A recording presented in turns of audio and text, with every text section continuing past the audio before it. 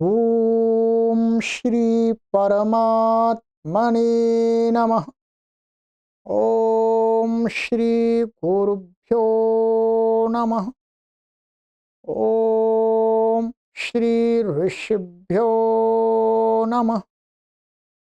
ओम सहना भवतु सहनौ भुनक्तु सह वीर्यं करवावहै तेजस्विनावधीतमस्तु मा विद्विषावहै। ओम शांति शांति शांति। सर्वेभ्यो नमः। देववाणी संस्कृतं यूट्यूब चलदृश्यं प्रति भवतां भवतीनां च हार्दं स्वागतम्। मित्रों, रचनानुवाद कौमुदी कक्षा संख्या 11 11वीं कक्षा को आज पढ़ेंगे।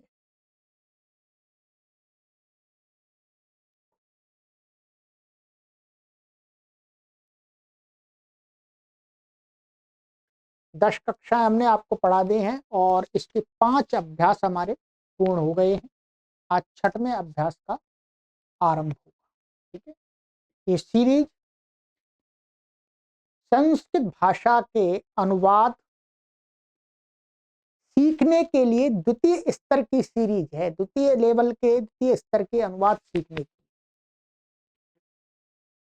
यदि आप पहले से थोड़े अनुवाद जानते हैं तो आप आराम से इस पुस्तक जो है 60 अभ्यासों की, उसके द्वारा अपने अनुवादों को बहुत अच्छा कर सकते हैं। काफी व्याकरण की जानकारी भी प्राप्त कर सकते हैं। एमए, बीए शास्त्री आचार्य की कक्षाओं के हमारे जो भी पाठक एवं पाठिकाएं हैं उनके लिए ये बहुत ही उपयोगी सीरीज। ठीक, चलिएगा। तो अब हम चलते हैं आगे 6वें अभ्यास पर। ये अभ्यास 6 पढ़ेंगे आप। ठीक है,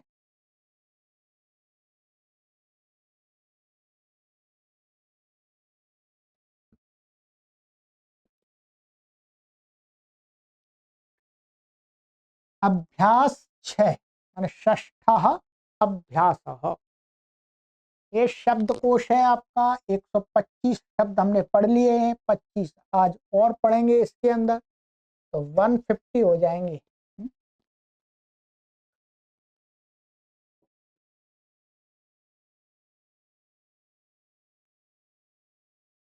इसमें व्याकरण भी आपको पढ़ाया जाएगा। ठीक है, और नियम इसमें जो पढ़ाए जाएंगे वो 16 से 20 यानी 16, 17, 18, 19, 20 5 नियम पढ़ाएंगे।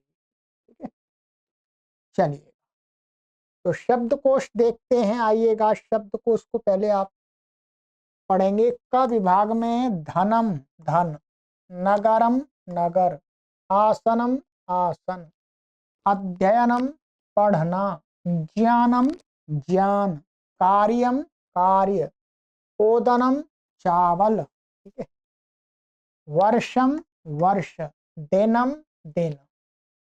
ये हमारे संज्ञावाची शब्द हो गए। सरल शब्द हैं सभी, तो आप हिंदी में प्रयोग ही करते हैं। केवल माँ माँ माँ और जोड़ा है बस। ठीक है, हम हिंदी में दिन बोलते हैं, दिनम। संस्कृत से ही तो आए हुए शब्द हैं हिंदी में। 9 शब्द हैं ये। ख विभाग में धातुएं खाद खाना। ठीक है, तो खाद से ही खाना बना हुआ है वास्तव में। धाव दौड़ना, क्रीड खेलना, चल चलना, अधिशी सोना। ये वास्तव में क्या है? अधि उपसर्ग है, शी धातु। ठीक है, तो मिलाकर अधिशी का ही प्रयोग होता है। तो अधिशी का अर्थ है सोना। अधि प्लस स्था, तो अधिष्ठा माने बैठना। अध्यास ये भी अधि प्लस आस धातु है, दोनों मिला दी है, संधि कर दी है, तो अध्यास का अर्थ है बैठ। ठीक है, ऐसे धातु तो इसमें केवल आस है। तीनों में यहाँ पर अधि उपसर्ग का प्रयोग करके बताया है। तो ये धातुएं आपको याद कर लेनी है, 7 धातुएं। और ग विभाग में अव्यय होते हैं उभयतः मीन्स दोनों ओर, सर्वतः मीन्स चारों ओर, धिक धिक्कार, ऊपरी पर। ठीक है, ऊपरी ऊपरी का अर्थ पर माने ऊपर है वास्तव में, पर इन्होंने इसलिए लिख दिया है जैसे मेज पर, मेज पर का अर्थ क्या होगा, मेज के ऊपर। ठीक है, छत पर, तो छत पर का अर्थ क्या हो, छत के ऊपर ही तो अर्थ हो गया, तो पर लिख दिया, पर का आप ऊपर अर्थ भी समझ सकते हैं। अधः नीचे, अधि अंदर, अंतरा बीच में, अंतरेण बिना, विना बिना। ये ध्यान रखें, हिंदी में बिना बोलते हैं ब, और संस्कृत में जब बिना बिना को बोलेंगे तो व होता है। इतना ध्यान रखें, क्योंकि आप एकदम ये संस्कृत से हिंदी में चला गया तो व का ब उच्चारण हो गया। संस्कृत में तो वही रखना है आपको, लिखते समय भी उच्चारण करते समय। ठीक है, प्राय करके गलती हो जाती है हमारे पाठकों से, तो वो बिना बिना लिखते रहते हैं। बिना तो हिंदी में हो गया है, वास्तव में संस्कृत का शब्द तो वाह विना, विना अंतर तो आ रहा है। बिना, बिना में ऊंट मिल रहे, विना, विना में नहीं मिल रहे। चलिए, ये हो गया हमारा। अब है ये शब्दकोश आपको याद करना। याद का अर्थात इसमें अधिकतर शब्द तो हमने प्रारंभिक रचना अनुवाद कौमुदी में पढ़ लिए, कुछ नए हैं उनको स्मरण कर लीजिएगा, अर्थात ध्यान कर लीजिए, ध्यान से फोकस कीजिएगा तो अपने आप याद हो जाएंगे। यदि बड़ी आयु के तो फिर आपको रटने की आवश्यकता नहीं है, कि अर्थ समझ लीजिएगा, जब लिखे सामने आएंगे तो अपने आप अर्थ आपके मस्तिष्क में आ जाएगा। सूचना इन्होंने ये दी है कि क विभाग में धन से लेकर के दिन के रूप कैसे चलेंगे, गृहवत। ठीक है, गृह के रूप हमने आपको उसमें प्रारंभिक में याद कराए, फिर दोबारा उच्चारण करा देंगे। ठीक, और खाद धातु के ये ख विभाग में खाद से चल के रूप चलेंगे भवतीवत, तो भवतीवत इसका भी मैं उच्चारण कराऊंगा सबका। ठीक है, चलिएगा अब देखेंगे व्याकरण का पाठ। अब ये कार्य अधिक हो रहा है तो इसलिए हम क्या आपको एक जो अभ्यास है वो 3 कक्षाओं में पढ़ाएंगे, 3 के 4 में पढ़ाएंगे, 3 में पढ़ाएंगे। 2 कक्षाएं तो पढ़ाने में लेंगे, 1 कक्षा उसको कार्य मिलान कराने में लगाएंगे। ठीक है, इसमें व्याकरण में बताएंगे, एक तो गृह शब्द के रूप बताएंगे आपको, लोट लकार के रूप बताएंगे, द्वितीय के बताएंगे। देखो लट लकार के रूप तो इन्होंने पढ़ा दिया हमें, लट के तो पढ़ा दिए। आइएगा अब देखते हैं। नंबर 1 शब्द रूप में बताते हैं, गृह शब्द के पूरे रूप स्मरण करो। देखो शब्द रूप संख्या 20, गृह के संक्षिप्त रूप लगाकर धन आदि के रूप बनावें। सभी अकारांत नपुंसक लिंग शब्द गृह के तुल्य चलेंगे। तो ये आपके पास पुस्तक है, मुझे यहाँ दिखाने की आवश्यकता नहीं है, जो पुस्तक तो होनी चाहिए तभी पढ़ पाएंगे। यहाँ पर जो शब्द रूप दिए थे इन्होंने पीछे, उसमें 20 नंबर का 20 संख्या का जो रूप है वो गृह का दिया है।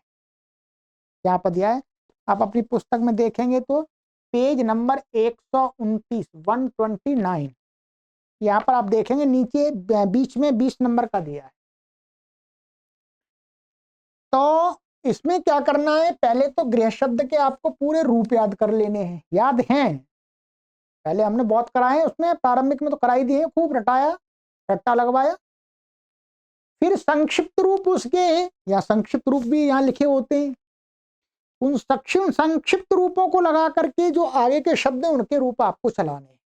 ठीक है, अब ध्यान से सुनिएगा, गृह शब्द के रूप पहले। ठीक है, क्या है, गृह शब्द कैसा नपुंसक लिंग है, इसमें क्या होगा, प्रथमा विभक्ति, द्वितीय विभक्ति और संबोधन का रूप।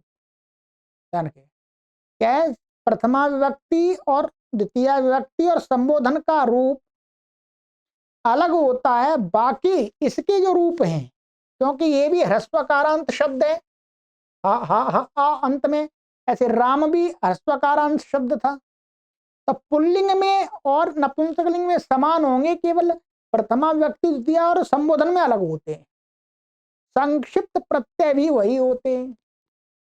ठीक है, अब आइएगा, मेरे 7 रूपों का उच्चारण कीजिएगा। ठीक है, जोर से एकदम, कुछ भी इधर उधर कार्य कर रहे हैं छोड़ दीजिएगा, और एकदम पुस्तक को भी सामने ले सकते हैं, नहीं तो मेरे शब्दों को सुनिएगा और उसको फॉलो कीजिएगा। ठीक है, तो हम ऐसे पढ़ाते हैं आपको।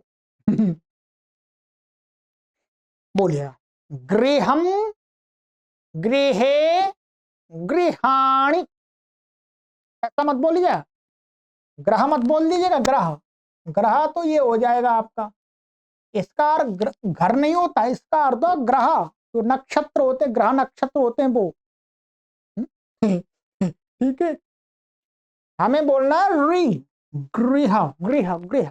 ध्यान रखेंगे, क्योंकि हिंदी में ग्रह ग्रह बोलते हैं, इससे तो बढ़िया घर ही बोल दे तो बढ़िया है। चलिए बोलिए, गृहम, गृहे, गृहाणि, गृहम, गृहे, गृहाणि, गृहम, गृहेण, गृहाभ्याम, गृहैः, गृहाय, गृहाभ्याम, गृहेभ्यः, गृहात्, गृहाभ्याम, गृहेभ्यः, गृहस्य, गृहयोः, गृहाणां, गृहे, गृहयोः, गृहेषु, हे गृह, हे गृहे, हे गृहाणि। ठीक है, अब इसमें क्या हुआ, बिल्कुल राम के समान ही तो है, अभी केवल प्रथमा व्यक्ति द्वितीय व्यक्ति में बदल गया है।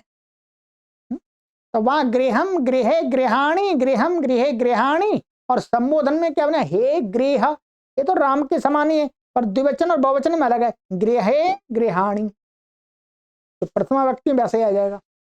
तो ये आपको याद है और आवृत्ति कर लीजिएगा। ठीक है, अब इसके जो संक्षिप्त प्रत्यय हैं, संक्षिप्त प्रत्यय आप पुस्तक में आपके साइड में लिखे हुए हैं। ठीक है, जैसे पुल्लिंग में दिखाए थे वैसे ही इसमें क्या है, जैसे अपने आप 3 का प्रथमा व्यक्ति द्वितीय व्यक्ति जोड़ते हैं, अम ए आनी, अम ए आनी, ये न आभ्याम ऐः, आय आभ्याम एभ्यः, आत आभ्याम एभ्यः, अस्य अयोः आनाम, ए अयोः एषु, और आ ए आनी। ठीक है, अब क्या है, कहां पर जो संक्षिप्त प्रत्यय में जो आनी में आणी होगा, आनी में आणी होगा, न को अणा होता है जो होता है, वो नियम अब यहां पढ़ेंगे, तब आपको और पता लग जाएगा। ठीक है, चलिए अब नियम पढ़ते हैं, फिर आपको शब्दों के रूपों का उच्चारण करना है, 1-2 शब्द के रूप और मैं उच्चारण करा दूंगा, फिर आपको करना है। संक्षिप्त प्रत्यय आपकी पुस्तक में लिखे हुए हैं, और जब भी आप संक्षिप्त प्रत्यय जोड़े हैं तो क्या नियम बता दिया है मैंने, कि जो शब्द है उसका जो अंतिम अक्षर है उसको हटा देंगे, तब उसमें संक्षिप्त प्रत्यय जोड़ेंगे। जैसे गृह, गृह में हम क्या करेंगे, आ को हटा करके तब उसमें संक्षिप्त प्रत्यय जोड़ेंगे, ध्यान रखेंगे। जैसे इसमें अम जोड़ेगा, अम जोड़ेंगे तो गृहम बनेगा, ये आ हटाना पड़ेगा। ठीक है, अब आ जाइएगा, अब नियम आपको ही पढ़ना है, बहुत ये विशेष नियम है, इसको आपको अच्छे प्रकार से ध्यान दिया तो वैसे ही है, ये मैंने आपको प्रारंभिक में भी बहुत अच्छी प्रकार से समझा दिया, यदि आपने प्रारंभिक में इसको पढ़ लिया है तो आसानी से सरल समझ में आ जाएगा। ठीक है, यहां पर एक ये और लिख लीजिएगा, री, री और अथवा री, ठीक है। ये और जोड़िएगा, यहाँ जोड़ना चाहिए, उन्होंने नहीं जोड़ा, कोई बात नहीं, मैं जुड़वा। री, ह्रस्व री और दीर्घ री दोनों आ जाएंगे, ठीक है, बस इतना ही रखिएगा। अब हम इसका अर्थ करें, क्या होगा, री अथवा री अथवा र और श, ये मूर्धन्य श के बाद न को ण हो जाता है। अब देख, ये कह रहे हैं कोई भी शब्द है, शब्द कोई भी शब्द है उसमें री है अथवा री है और अथवा र है अथवा श, इनमें से कोई एक वर्ण है, सभी इकट्ठे नहीं होने चाहिए, कोई भी इनमें से एक यदि शब्द में आ रहा है, फिर उसके बाद में उसी शब्द में ध्यान दें, उसी शब्द में यदि ना आ रहा है, ना आ रहा है तो उस न को अणा हो जाता है। ध्यान दें कि हम कौन सा शब्द बोल रहे हैं, जो संस्कृत में पूरा रूप बना करके जो शब्द बनता है, उस रूप शब्द, उसको शब्द कह रहे हैं। ऐसे गृहम पूरा शब्द एक है, ऐसा मत सोचिए गृह, ऐसा नहीं, गृहम गृहे ये एक शब्द है, तो उस न को अणा हो जाता है। अच्छा, थोड़ी सी छूट और दे रहे हैं। क्या छूट दे रहे हैं, छूट ये दे रहे हैं कि यदि री और ना, री और ना, र और ना, श और न, इनके बीच में क्या है, माने न के साथ सबका संबंध लगेगा, री के बाद न, री के बाद न, र के बाद न और श के बाद न,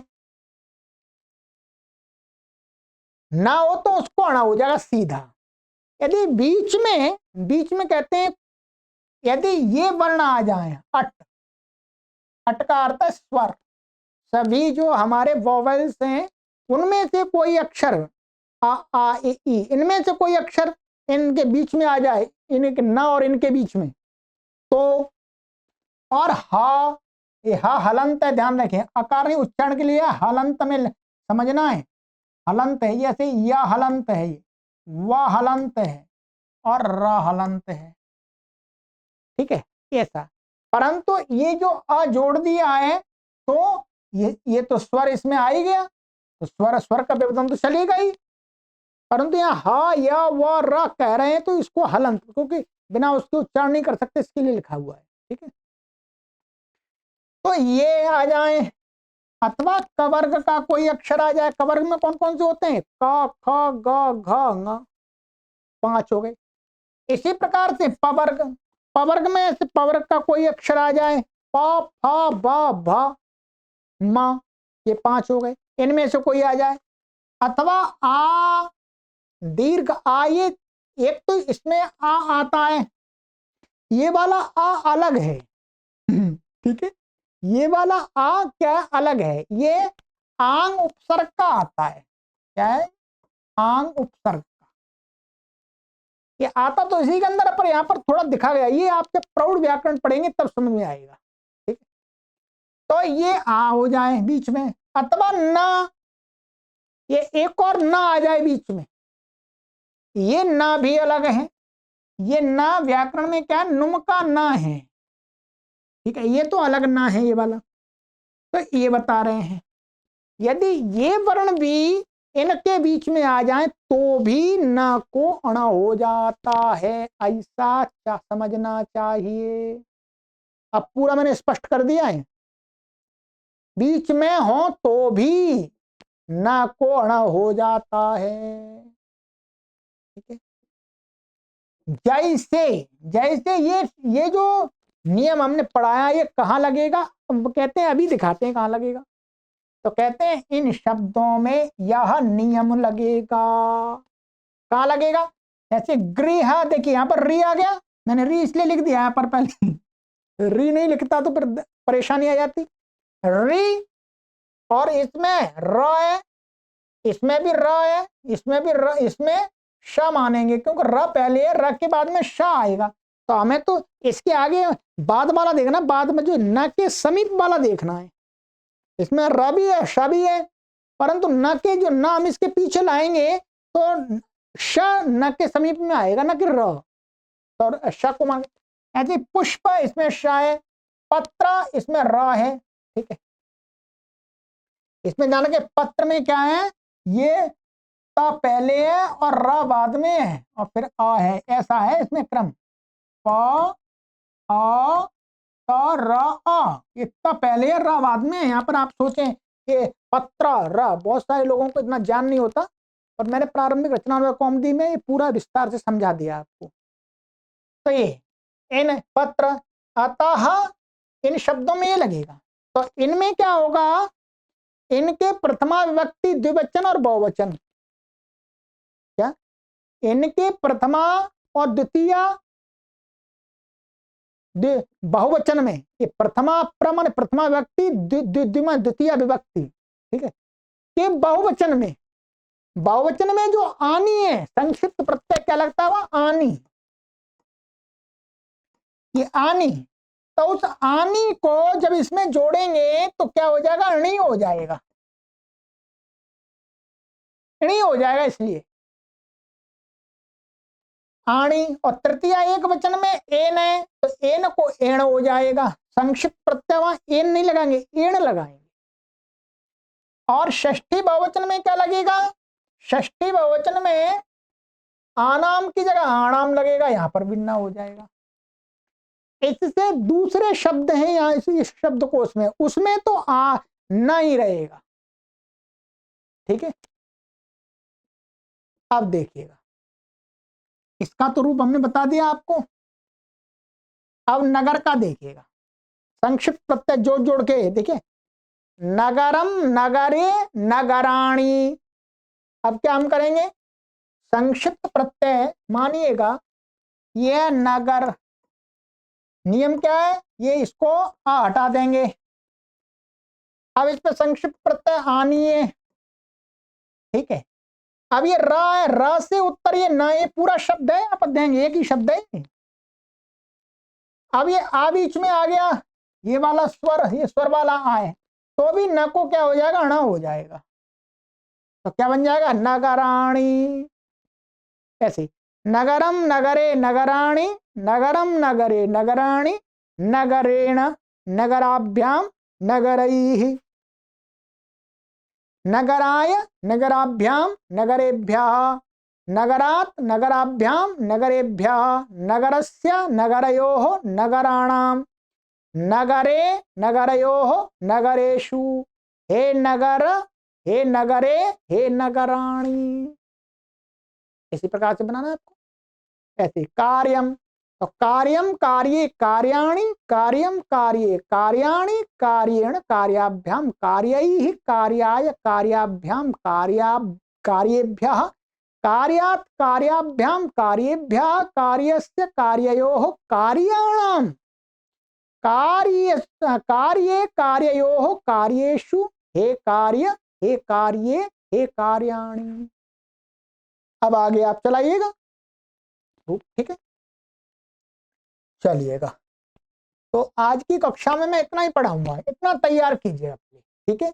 इस नियम को पूरा मैंने समझा दिया है, फिर भी नहीं समझ में आया तो कमेंट कीजिएगा, वैसे समझ में आना चाहिए। थोड़ा यदि समझने का प्रयास करेंगे आप तो अवश्य समझ में आ जाए, अब कुछ भी नहीं बचा, ठीक है। तो अब आज का गृह कार्य हम आपको क्या दे रहे हैं, ये शब्दकोश याद कीजिएगा और इन शब्दों के रूप चलाइए, ठीक है। और ये नियम आपको एक समझा दिया, अगली कक्षा में मैं धातु के रूप बताऊंगा, लोट लकार के बनाना, ठीक है, और उसका उच्चारण भी करा दूंगा। और ये जो नियम है हमारे 4 और उनको देखेंगे, ठीक है।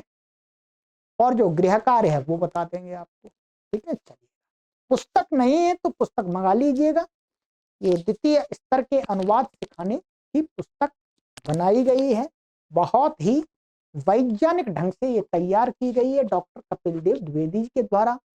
ऐसी अनुवाद सिखाने वाली पुस्तकें भारत देश में ही नहीं, कहीं पर भी आज तक किसी भी विद्वान ने नहीं लिखी, इसलिए ये पुस्तकें अपने आप में यूनिक हैं, इनकी तुलना नहीं कर सकते।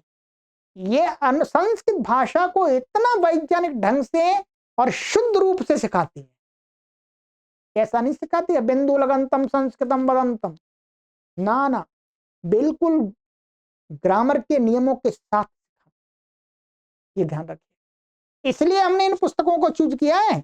आपको हजारों चैनल मिल जाएंगे संस्कृत सिखाने वाले, परंतु मैं गारंटी देता हूं किसी भी चैनल पर जिस प्रकार से हम कार्य कर रहे हैं कि पाठकों को एक शुद्ध रूप में नियमों के साथ में संस्कृत सिखाते हैं, ग्रामर सिखाते हैं, ऐसा कोई भी चैनल नहीं है भारतवर्ष के अंदर अर्थात दुनिया के अंदर। इसलिए देववाणी संस्कृतम यूट्यूब चैनल भी अपने आप में यूनिक चैनल है।